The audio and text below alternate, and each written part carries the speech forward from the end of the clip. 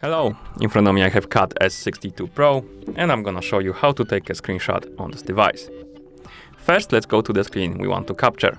For example, let's open the Chrome browser. And now to take a screenshot, we need to press and hold the volume down button and power button together.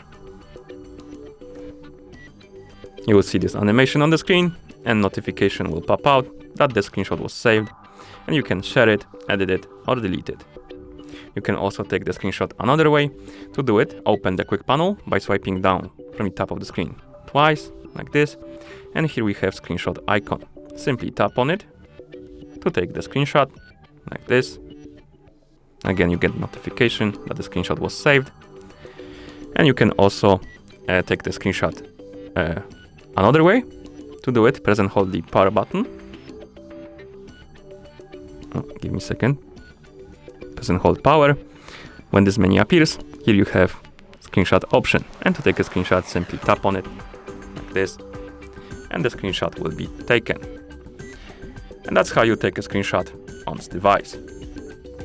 Thank you for watching.